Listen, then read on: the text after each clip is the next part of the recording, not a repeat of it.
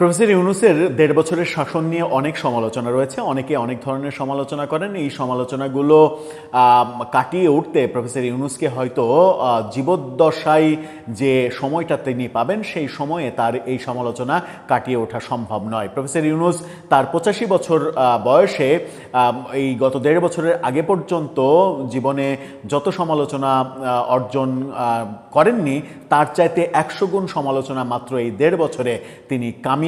এটা তার মানে জীবনের অন্যতম একটা ঘটনা, মানে উল্লেখযোগ্য ঘটনা। হয়তো এই সমালোচনা কামানোর জন্যই তিনি এই ১.৫ বছরের মেটিকুলাস শাসন ব্যবস্থার দায়িত্ব নিয়েছিলেন।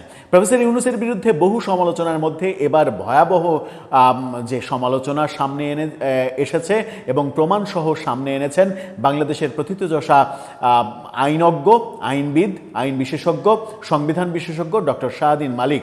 ডক্টর শাহদ্বীন মালিককে প্রফেসর ইউনূস তার মেটিকুলাস সরকারের যে সংস্কার কমিশন, সেই সংস্কার কমিশনের সংবিধান সংস্কার কমিশনের প্রধান হিসেবে রাখতে চেয়েছিলেন, কিন্তু ডক্টর শাহদ্বীন মালিক সেটা প্রত্যাখ্যান করেছিলেন, দায়িত্ব নিতে অস্বীকৃতি জানিয়েছিলেন। তারপরে এই মেটিকুলাস প্রফেসর আলী রিয়াজকে তিনি ভাড়া করে এনেছিলেন, বিদেশি এই নাগরিককে। তারপরে সংবিধানের ১২ সরাদ্দ করার চেষ্টা করেছেন। ডক্টর শাহদ্বীন মালিক এরপরে একটা সাক্ষাৎকারে বলেছিলেন তার জীবনের শ্রেষ্ঠতম সিদ্ধান্ত হচ্ছে অন্তর্বর্তী সরকারের ওই প্রপোজাল মেনে না নেয়া, সেই দায়িত্ব না নেয়া।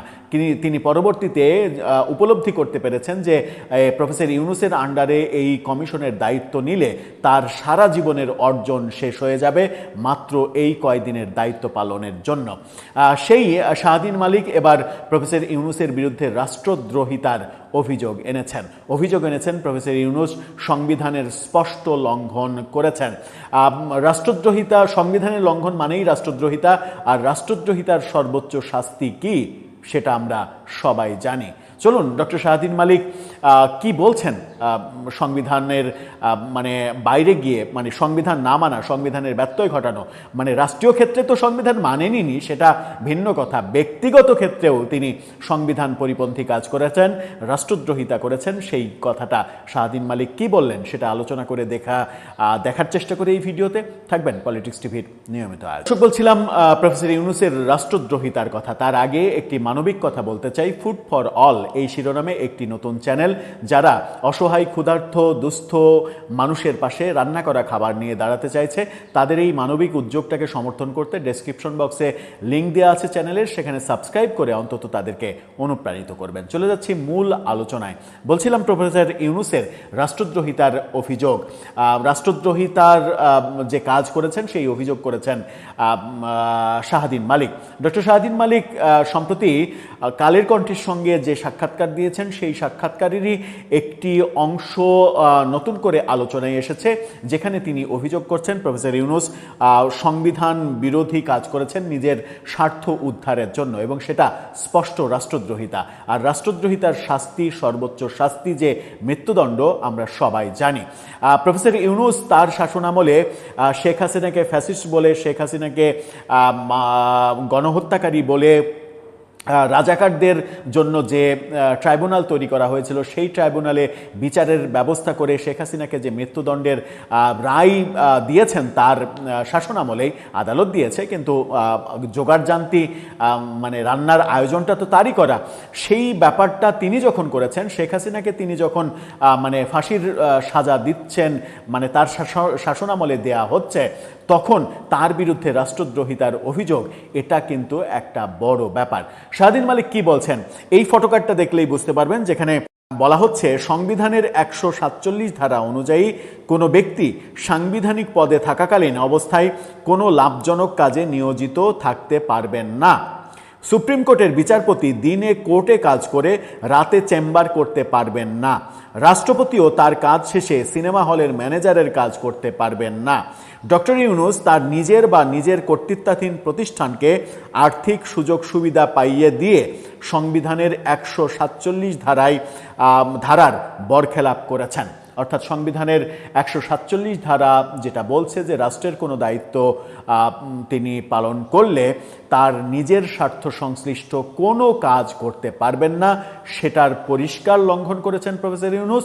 এবং প্রফেসর ইউনূস নিজের প্রতিষ্ঠানগুলোর লাইসেন্স নেওয়া, কর মওকুফ করা, এটা করা ওটা করা, গ্রামীণ ফোনকে টেন্ডারবিহীন তরঙ্গ বরাদ্দ দেওয়া হাজার হাজার কোটি টাকার, এই ব্যাপারগুলো যেগুলো করেছেন সেগুলো সবই নিজের স্বার্থে করেছেন।